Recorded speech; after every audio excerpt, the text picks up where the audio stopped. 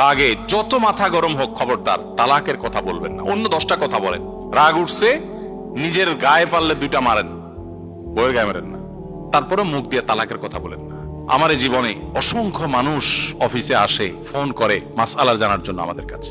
কত মানুষ দেখেছি যে মসজিদে হয়তো জুমার পরে এসে দাঁড়িয়েছেন কিংবা অফিসে এসে দাঁড়িয়েছেন, চোখের পানি ফেলছেন, হুজুর 3টা বাচ্চা আমার, আমি তো পাগল হয়ে যাব, কি করব, চোখের পানি ফেলছেন। এই গতকালকের কথা, এখানে আসার পথে চায়নার গোয়ানজুতি এয়ারপোর্টে এক ভদ্রমহিলার সাথে দেখা। এত সুন্দর সুন্দর ফুটফুটে ছেলে মেয়ে, স্বামীর সাথে বিচ্ছেদ হয়ে গেছে। এদিকে স্বামী ছটফট করে মরছেন, এদিকে স্ত্রী মিস করছেন। ঝগড়াঝাটি জীবনের অংশ, ঝগড়াঝাটি হবেই, এগুলো একসময় আবার মিনিমাইজ হয়ে যাবে। তাই বলে তালাকের কথা নয়। দাম্পত্য জীবনে 2-4 কথা হয়, ঝগড়াঝাটি মনোমালিন্য এগুলো হয়, এটা জীবনের অংশ। আপনি আমি কে?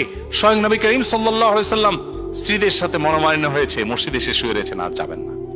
আলী রাদিয়াল্লাহু তাআলা আনহু রাসূলুল্লাহ সাল্লাল্লাহু আলাইহি ওয়াসাল্লামের মেয়ের জামাই, ফাতিমা রাদিয়াল্লাহু তাআলা আনহার স্বামী, সেই মানুষটা তিনি মসজিদে এসে শুয়ে আছেন। কেন?